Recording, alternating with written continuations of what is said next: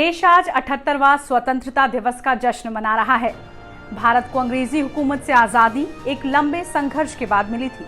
हालांकि आजादी के साथ साथ भारत को विभाजन का दंश भी झेलना पड़ा था और दुनिया के मानचित्र पर एक और देश का उदय हुआ था जिसका नाम है पाकिस्तान। लेकिन क्या आप जानते हैं कि भारत और पाकिस्तान की सीमा का बंटवारा कैसे हुआ और ये बंटवारा किसने किया? इस वीडियो में हम आपको आज यही बताने जा रहे हैं कि आखिर भारत पाकिस्तान की सीमा बंटवारा कैसे हुआ और इस बंटवारे को अंजाम किसने दिया।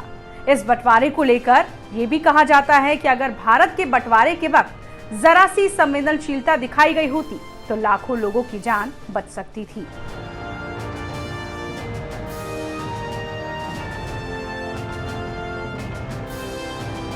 दरअसल 15 अगस्त 1947 से पहले ही लॉर्ड माउंटबेटन ने भारत के विभाजन की प्रक्रिया शुरू कर दी थी।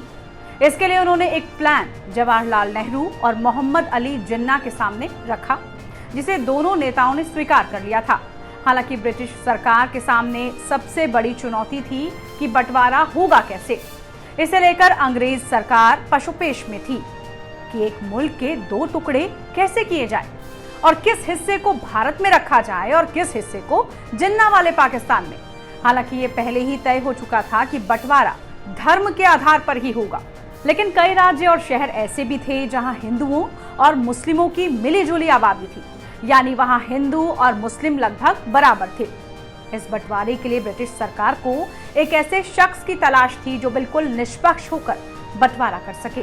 ब्रिटिश सरकार की तलाश खत्म हुई एक वकील पर जिनका नाम था सिरिल रेडक्लिफ। बता दें, सिरिल रेडक्लिफ का जन्म 30 मार्च 1899 को वेल्स के डिनबिगशायर में हुआ था और साल 1947 तक रेडक्लिफ ब्रिटेन में काफी मशहूर हो चुके थे।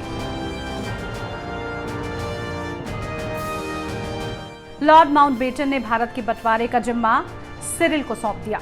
हालांकि रेडक्लिफ ना कभी भारत आए थे और ना ही उन्हें भारत के बारे में कोई खास जानकारी थी। इसके बाद भी माउंटबेटन को ये उम्मीद थी कि रेडक्लिफ इस बंटवारे के काम को ठीक ढंग से पूरा कर सकते हैं। भारत का बंटवारा करने के लिए रेडक्लिफ 8 जुलाई साल 1947 को भारत आए और ब्रिटिश सरकार ने उन्हें फौरन ही बंगाल और पंजाब सीमा आयोग का अध्यक्ष बना दिया। रेडक्लिफ की मदद के लिए हिंदू और मुस्लिम वकीलों को भी नियुक्त किया गया। हालांकि बंटवारे का काम इतना आसान नहीं था। बंगाल और पंजाब प्रांत का बंटवारा करना भी काफी चुनौती भरा काम था, क्योंकि दोनों प्रांतों में हिंदू और मुस्लिम की आबादी में ज्यादा अंतर नहीं था। रेडक्लिफ को इस काम को पूरा करने के लिए केवल 5 हफ्ते का समय मिला था। हालांकि 8 जुलाई को ब्रिटेन से भारत आए सिरिल ने 12 अगस्त तक बंटवारे का काम खत्म भी कर लिया था और औपचारिक ऐलान 17 अगस्त 1947 को किया गया था।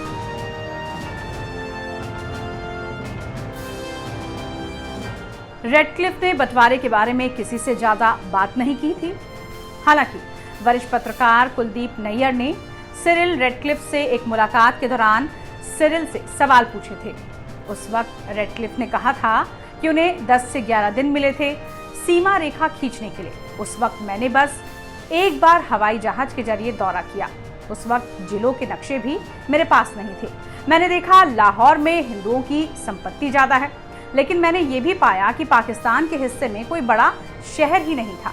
मैंने लाहौर को भारत से निकालकर पाकिस्तान को दे दिया।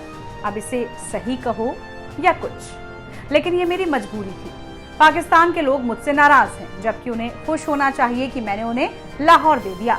हालांकि भारत के बंटवारे को लेकर सिरिल रेडक्लिफ ने कुछ भी कहा हो, लेकिन यह भी सच है कि उनकी खींची लकीर का असर लाखों करोड़ों लोगों के जीवन पर पड़ा था।